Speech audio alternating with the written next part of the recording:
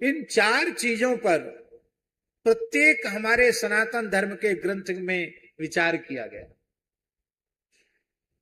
और चारों पर विचार करने के पश्चात ही उस ग्रंथ की उपादेयता सिद्ध होती।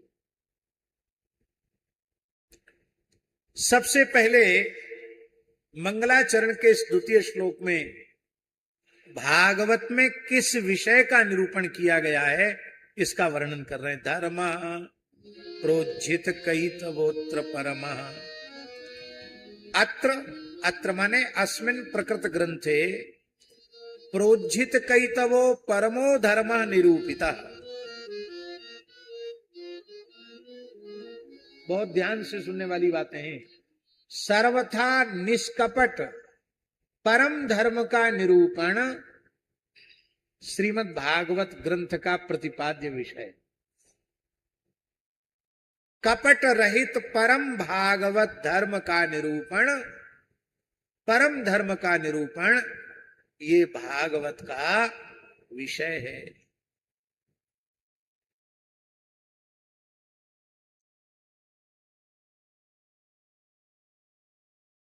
अब देखो धर्म में विशेषण लग गए। एक तो उज्जित कैसव एक विशेषण, फिर प्राउपसर्ग वाला विशेषण प्रोज्झित कैसव दो, फिर धर्मो निरूपिता एक, फिर परमो धर्मो निरूपिता।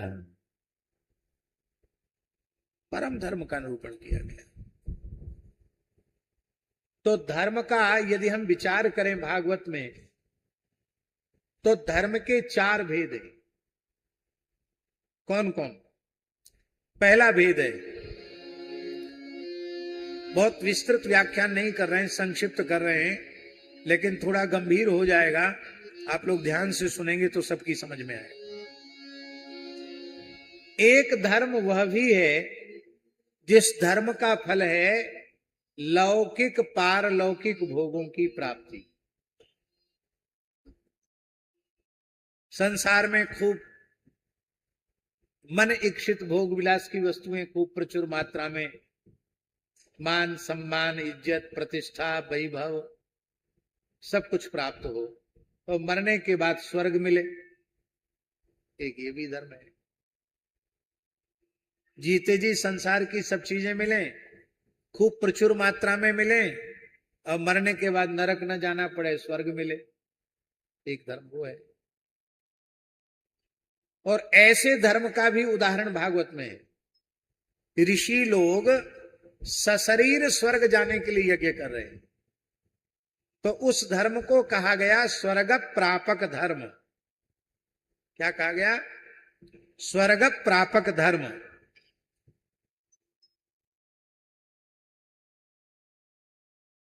अब एक और धर्म हुआ,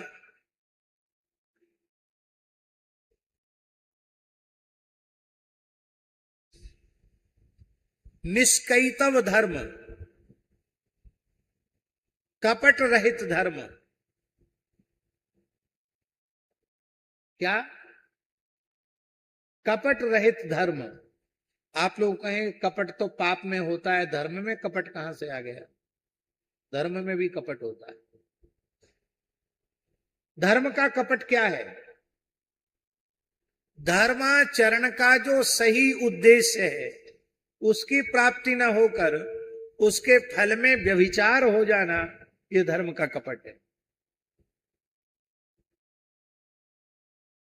लौकिक पारलौकिक भोगों की प्राप्ति धर्माचरण का फल नहीं है।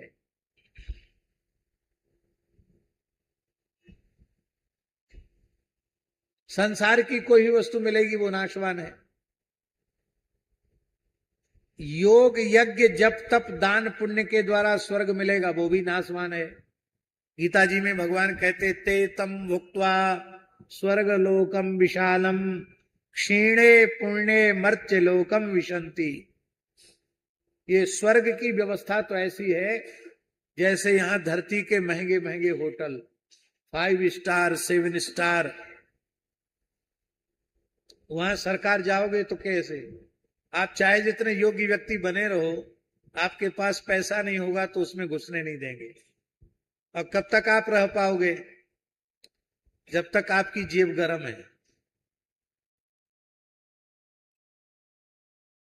आपकी जेब गर्म नहीं है तो बाहर। हमारे जैसे व्यक्ति को तो भीतर ही नहीं घुसने देंगे।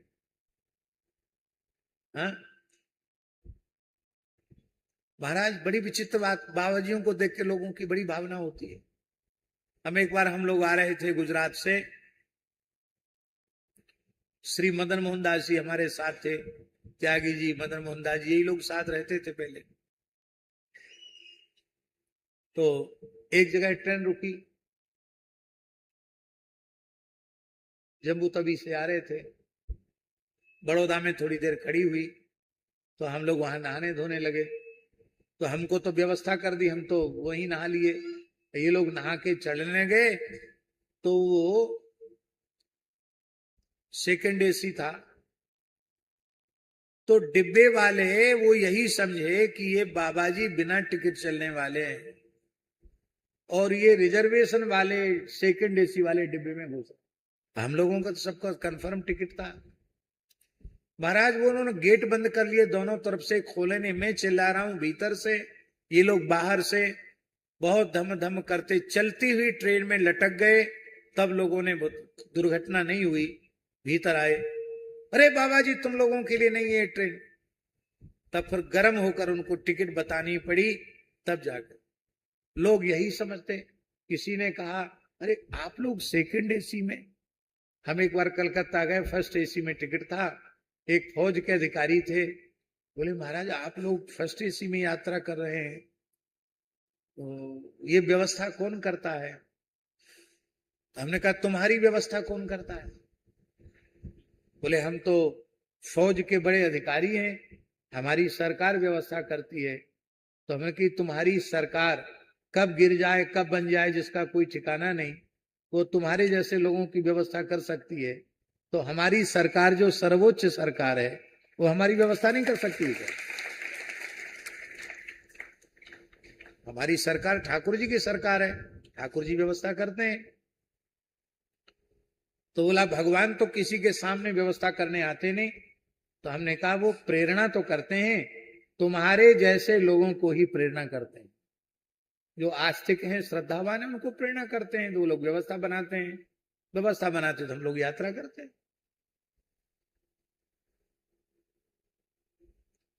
तो साधुओं को देख के कई लोगों का दिमाग बिगड़ जाता है, सोचते सब मुफ्त में घूमने वाले, बिना टिकट चलने वाले लोग हैं। तो हम ये कह रहे थे कि हमारे जैसे लोगों को तो जाने की जरूरत भी नहीं है किसी होटल में, लेकिन बिना परिचय के जाने चाहे कि हम भीतर देखें हमें, तो कोई घुसने नहीं देगा। और जो पैसे वाले हैं उनको भी तभी तक के लिए है जब तक पैसा है। 1 घंटे भी ज्यादा रहे तो पूरे दिन का किराया लग जाएगा, उसके पहले ही आपको खाली करना पड़ेगा अपना आवास। जैसे यहाँ होटल की व्यवस्था है, यही वहां स्वर्ग में व्यवस्था है।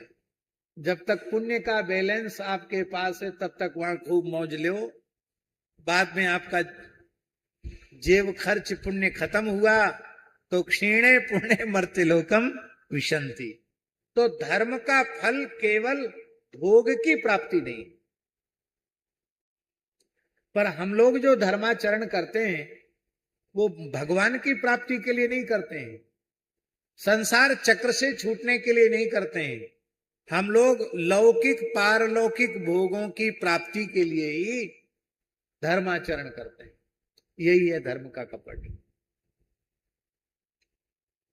कोई बढ़िया धार्मिक अनुष्ठान करने बैठेंगे, हाथ में जल लेंगे और कर्म का संकल्प करेंगे, तो क्या पढ़ेंगे? अप्राप्त लक्ष्म्या प्राप्त्यर्थम। अरे भैया जो है उसका तो सदुपयोग कर लो। बोले नहीं, जो नहीं मिला अटक गया है वो मिल जाए। प्राप्त लक्ष्म्याश्च चिरकाल संरक्षणार्थम, और जो है वो खर्च न हो जाए, वो रखा रहे।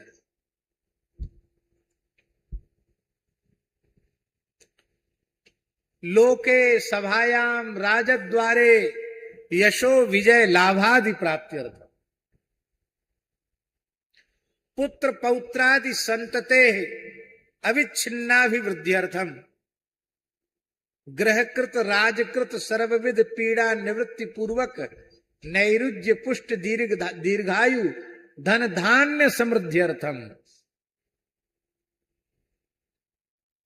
इतने से भी संतोष नहीं हुआ मिश्रा जी, तब बोले अस्मत् जन्मांगे ये केचित विरुद्ध चतुर्थाष्टम द्वादश ग्रही सूचितम संसूचिष्यमाणं चेत सर्वारिष्टम तद विनाश द्वारा एकादश स्थान स्थित शुभ फल प्राप्त्यर्थम। हमारी जन्म कुंडली में चौथे 8वें 12 कोई उपटांग ग्रह बैठे हुए हैं तो वो तो बुरा फल दे नहीं, और 11वां स्थान आमदनी का है, आमदनी खूब हो।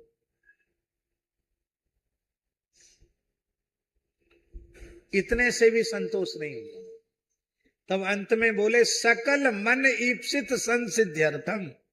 मन की जितनी इच्छाएं हैं वो सब की सब पूरी हो जाए। पहले उस आदमी को पकड़ के लाओ जिसके मन की सारी इच्छाएं पूरी भई। हम समझते धरती पर तो कोई नहीं मिलेगा, मिलेगा मिलेगा कौन मिलेगा? पूज्य सदगुरुदेव भक्तमाली जी जैसा महापुरुष मिलेगा, पूज्य पहाड़ी बाबा जी जैसा महापुरुष मिलेगा, पूज्य पीताम्बरा पीठ वाले स्वामी जी के जैसा महापुरुष मिलेगा, जिसकी अब संसार की कोई इच्छा ही नहीं रही। माता जी के यहाँ सतम जीवा में थे तो उनका पावन जीवन चरित्र हमको पढ़ने को मिला। कैसी तितिक्षा में, कैसी तपस्या में वे ऐसे महापुरुष थे कि भगवती उनके सामने प्रत्यक्ष थी, देवी देवता उनके सामने प्रत्यक्ष थे। वे जो संकल्प करते वो उनके लिए प्रकट हो जाता, लेकिन उन्होंने अपनी तपस शक्ति को कहीं नष्ट नहीं किया। जिसने इच्छा करना बंद कर दिया है, छोटे सरकार, जिसने इच्छा का ही त्याग कर दिया है उसकी सारी इच्छाएं पूरी हैं। आपके गुरु महाराज की कोई इच्छा अधूरी रहेगी? बड़े दादाजी की कोई इच्छा अधूरी रहेगी? क्यों? इच्छा ही नहीं तो सब पूरा हो गया। बरुआ सागर स्वर्गाश्रम यही है, वहां झरने के घाट के निर्माण का प्रसंग चला। कुछ बुंदेलखंड के लोग थे, भाई चंदा से ही काम होगा। हम उस समय थे वहां उपस्थित, हमारे सामने की घटना है। बुंदेलखंड वैसे ही बहुत गरीब क्षेत्र है, अब तो थोड़ी थोड़ी समृद्धि आई है, पहले तो और अधिक हालत खराब थी। घाट बनाने में तो बहुत पैसा लगता है। एक महानुभाव बोले कि स्वामी जी किसी से कुछ सहयोग लेने की आवश्यकता नहीं है, ये आपका सेवक ही पूरी सेवा कर देगा, पूरा घाट बना देगा। बस प्रार्थना है कि किसी दूसरे का एक पैसा नहीं लगना चाहिए, सब कुछ मैं ही करूंगा। तो पूज्य स्वामी श्री शरणानंद सरस्वती जी बोले कि तुम्हारा क्या धंधा है, क्या काम है तुम्हारा, क्या काम है तुम्हारा? बोले महाराज जी काम तो थोड़ा बढ़िया नहीं है, इस पूरे संभाग में शराब का सबसे बड़ा काम हमारा ही है।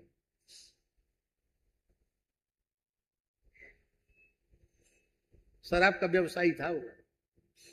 स्वामी जी ने बड़ी विनम्रता से कहा कि घाट बने तो अच्छा, न बने तो अच्छा, हम सन्यासी, हमारी कोई इच्छा निच्छा नहीं है,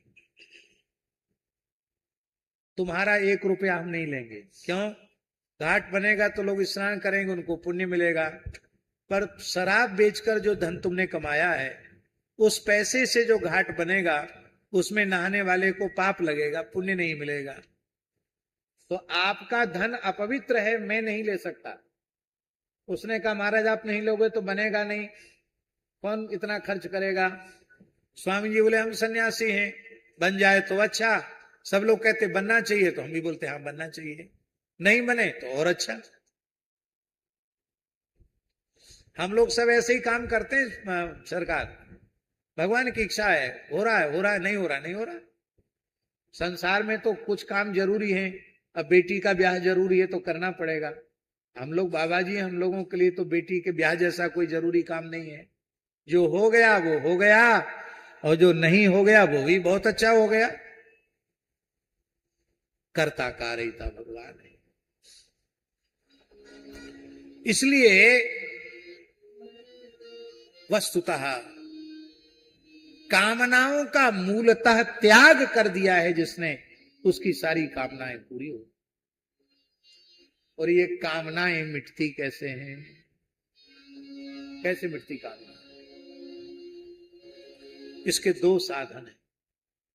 पहला साधन है, हर हाल में संतुष्ट रहना सीख लो। हर हाल में संतुष्ट रहना सीख लो। कैसे रहें संतुष्ट? हमें जो कुछ मिला है वो हमारी योग्यता से अधिक मिला, हम इसके लायक भी नहीं थे, ऐसा भीतर से स्वीकार कर लोगे तो संतोष आ जाएगा।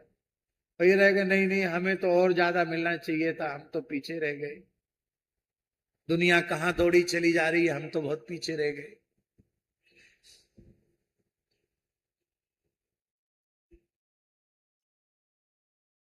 बंबई की घटना है, लक्ष्मी नारायण जी के यहां जब हम पहली बार गए, आपके पिताजी के यहां अंधेरी में, तो एक बड़े व्यवसायी आए, उनका नाम हम नहीं लेना चाहते, मारवाड़ी थे। तो लक्ष्मी नारायण जी ने उनकी बड़ी प्रशंसा की, बोले ये बहुत गीता जी का बड़ा अभ्यास है इनको, बड़े सत्संगी, हम लोग घूमने जाते हैं, गीता पर बहुत चर्चा करते हैं, आपसे कुछ एकांत में पूछना चाहते हैं।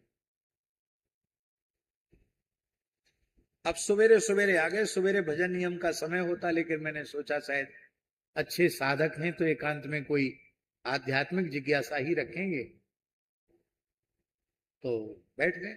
हमारे पास जो लोग थे वो एकांत करने के लिए अलग चले गए। हमने पूछा, भगवान पूछिए क्या बात पूछना है?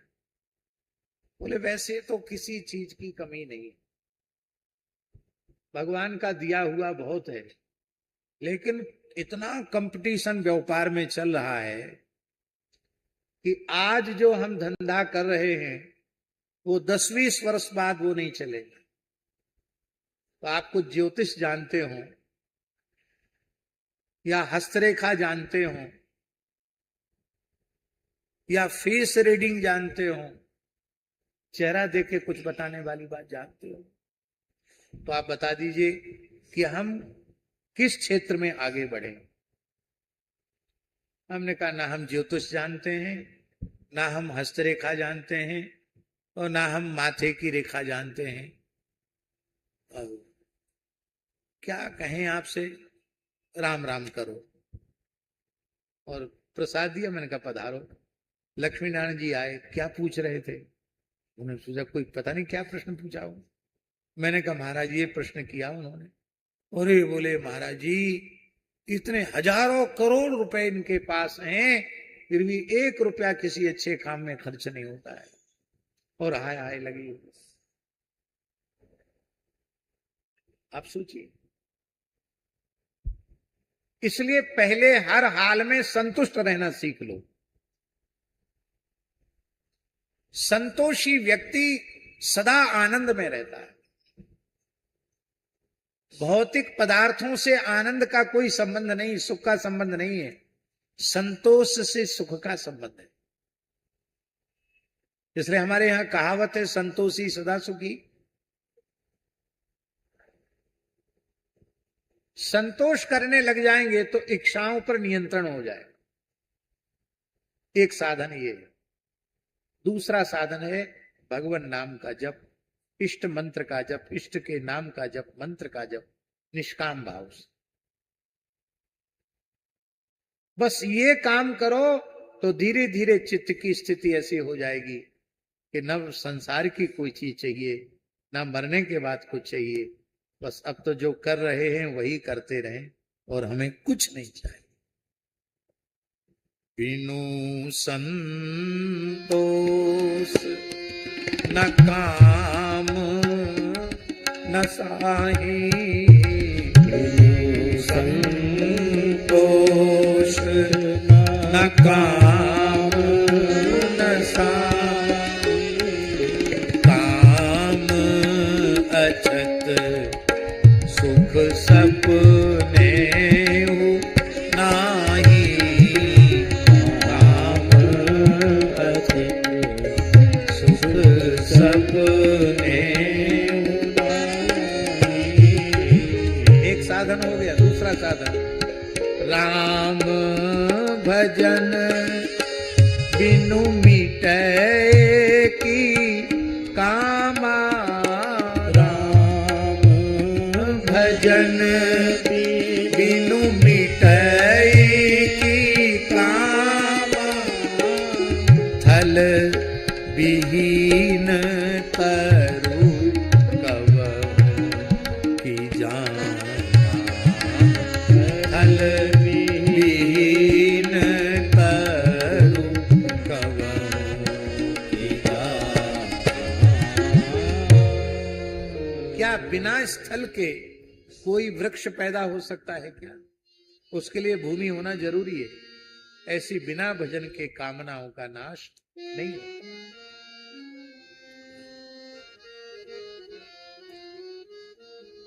तो धर्म का फल लौकिक पारलौकिक भोगों की प्राप्ति नहीं, यही है धर्म का कपट। तब दूसरा धर्म क्या है सीताराम दास जी?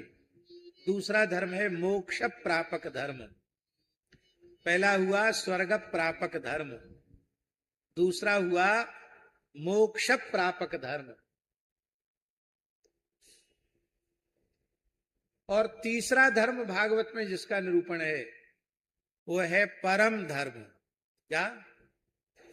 ये मोक्ष प्रापक धर्म कहां से आया? उज्जित कैतव। निष्काम भाव से धर्म का आचरण होगा तो धर्मस्य ह्यापवर्ग्यस्य नार्थोर्थायोपकल्पते। निष्काम भाव से जब धर्म का आचरण होगा तो उसका फल मोक्ष होगा। यह है उज्जित कैतव धर्म। क्या है? उज्जित कैतव धर्म का फल है मोक्ष प्राप्ति। परम धर्म का फल क्या है? भगवान के नित्य धाम की प्राप्ति। सवै पुंसाम परो धर्मो यतो भक्तिर्धोक्षजे अहैतुक्य प्रतिहत ययात्मा संप्रसीदति। वही परम धर्म। इसलिए उस तीसरे परम धर्म को कहा गया वैकुंठ प्रापक धर्म। क्या कहा गया? माने वैकुंठ, गोलोक, साकेत, मणिद्वीप, आप जो भी मानते हो, अपने आराध्य के नित्य धाम में पहुंचकर उनकी निरंतर सेवा उपासना, ये भी मोक्ष है। सालोक्य, सारिष्टि, सामीप्य, सारूप्य और ऐकत्व, ये 5 प्रकार का मोक्ष है। कितने हो गए? 3। अब प्र उपसर्ग लगाया। उज्जित कैतव में भी प्र उपसर्ग, प्रोज्जित कैतव। तो श्रीधर स्वामी पाद कह रहे हैं प्र उपसर्गे नात्र मोक्षा विसंधिरपि निरस्ता। प्र उपसर्ग लगाने से मोक्ष की अभिसंधि भी निरस्त कर दी गई। मोक्ष भी नहीं चाहिए, धरती का भोग नहीं चाहिए, स्वर्ग का सुख नहीं चाहिए, मोक्ष नहीं चाहिए। तब क्या चाहिए? बचा क्या? प्रेम। क्या बचा? प्रेम चाहिए। प्रेम सबसे ऊंची वस्तु है। मोक्ष से भी आगे की वस्तु प्रेम है। और प्रेम का अर्थ होता भगवत प्रेम। शरीर संसार का प्रेम नहीं, भोगों का प्रेम नहीं, विषय का प्रेम नहीं, भगवान का प्रेम। भगवत प्रेम जो गोपियों ने प्राप्त किया, जो भरत जी ने प्राप्त किया, जो सबरी माई ने प्राप्त किया, जो केवट ने प्राप्त किया, वो प्रेम। इसलिए अर्थ न धर्म न काम रुचि, गति न चाहो निर्वाण, जन्म जन्म रति राम पद, यह वरदान निधान।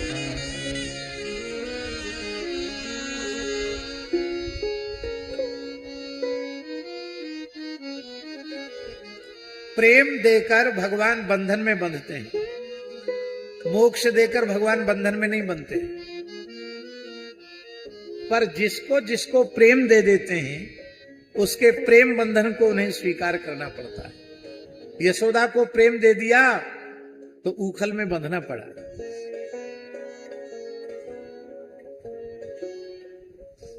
भागवत में लिखा है महाराज, मुक्तिम ददाति करहिचित स्मन भक्ति योगम।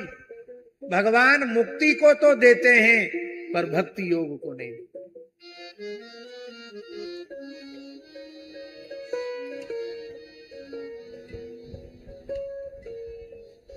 एक बड़ी प्यारी बात,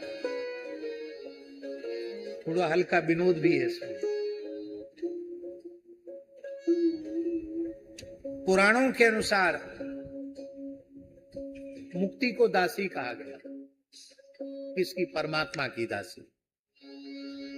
भक्ति की दासी मुक्ति कही गई।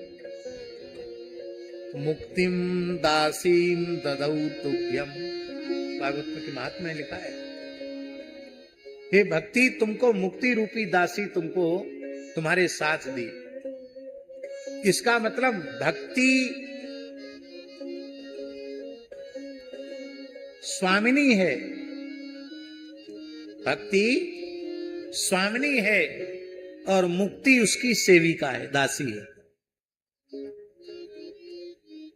तो भक्ति क्या है?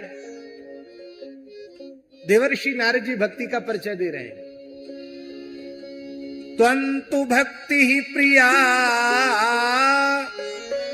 तस्या सततम प्राण तो धिका, त्वया हूतस्तु भगवान याति नीच गृहेष्वपि। हे भक्ति महारानी, तुम भगवान की प्रियतमा हो। तुम जिस भाग्यशाली जीव के हृदय में विराजमान हो जाती हो, वो नीच से नीच प्राणी ही क्यों ना हो, उसके यहां चलकर प्रभु को जाना पड़ता है। अभी आपने सुना सबरी के यहां भगवान आए।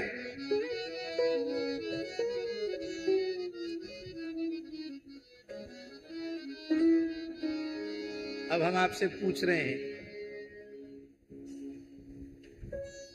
आपके घर में एक चौका बर्तन करने वाली, सेवा करने वाली, टहल करने वाली नौकरानी है, कुछ देते हैं, आपने रखा है,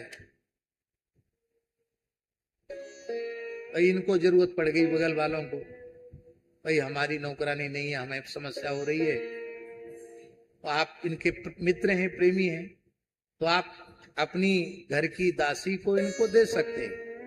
बहुत बढ़िया काम करती, ले जाओ।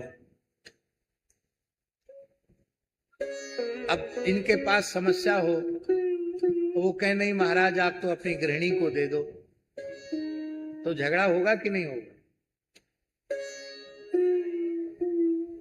दासी मांगने पर दी जा सकती है, पर किसी की गृहिणी आप मांगने लग जाओ तो बिना पिटे तो आओगे नहीं। पुराने महात्मा भोले होते थे। अयोध्या की बात है, हमारे करुणानिधान वाले महाराज जी सुनाते कि दुकान पर गए तो बनियान खरीदना थी। तो अब हमारे त्यागी जी भी बनियानी बोलते हैं, पुराने लोग ऐसे बोलते थे। तो महाराज जी ने कहा कि सेठ जी बनियानी दे दो। बोला बाबा 10-20 नहीं है, एक ही है, कहां से दे दें। यद्यपि मैं उससे परेशान तो रहता हूं, लेकिन फिर भी दे नहीं सकता। भाई आपके पास तो तमाम है। तो बोला गंजी मांगो तो दे सकते हैं, बनियानी तो एक ही है हमारे पास।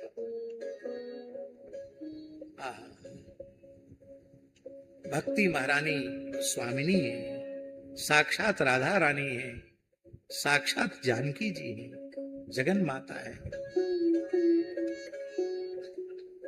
तो क्या तरकीब है? तरकीब ये है कि आप दोनों ही उनके यहां चले जाओ, अपनी गृहिणी के सहित वहां चले जाओ और कहो कि अब तुम्हारे हर काम में हम कमर कस के खड़े हैं। ये उपाय है कि नहीं? इसलिए जहां मुक्ति है वहां आपको जाने की जरूरत नहीं है, मुक्त कर दिया, हो गया काम। किंतु जहां भक्ति है वहां आपको स्वयं चलकर जाना पड़ता है और फिर उसकी सेवा में रहना पड़ता है। आप लोग महाराष्ट्र गए हैं, पैठण गए हैं? पैठण संत एकनाथ जी की प्रादुर्भाव भूमि पैठण। पैठण में आज भी हम लोग गोदावरी परिक्रमा में गए थे, आज भी वहां ठाकुर जी विराजमान हैं पैठण में, संत एकनाथ जी के। 36 वर्ष तक भगवान ने उनके घर में नौकर बनकर सेवा की। कितने वर्ष? 36 वर्ष तक। श्री खंडिया के नाम से भगवान झाड़ू लगाते थे, बर्तन मांजते थे, गोदावरी का जल भर करके लाते थे और फिर चंदन भी घिसते थे। आज भी वो चंदन की सरोटी रखी हुई है जिस पर स्वयं पंढरीनाथ भगवान श्री खंडिया सेवक के रूप में चंदन घिसा कर। उस सर्वतंत्र स्वतंत्र सर्वेश्वर अनंत कोटि ब्रह्मांड नायक परात्पर पर ब्रह्म को आपका सेवक बनाने की सामर्थ्य है भगवत प्रेम में, भगवान की भक्ति में। इसलिए मोक्ष को चौथा पुरुषार्थ माना गया और प्रेम को पंचम पुरुषार्थ माना। भागवत के अंत में कौन सा श्लोक है पता है? भवे भवे यथा भक्ति पादयोस्तव जायते तथा कुरुष्व देवेश नाथस्त्वं नो यत प्रभो। हे प्रभु, आप मेरे स्वामी हैं, मैं आपका सेवक हूं। यदि मेरे कोई कर्म ऐसे शेष हों कि मुझे बार बार जन्म लेना है, मुझे कोई इतराज नहीं कि आप मुझे मुक्त कर दीजिए। जन्म लेना है तो मैं जन्म लूं,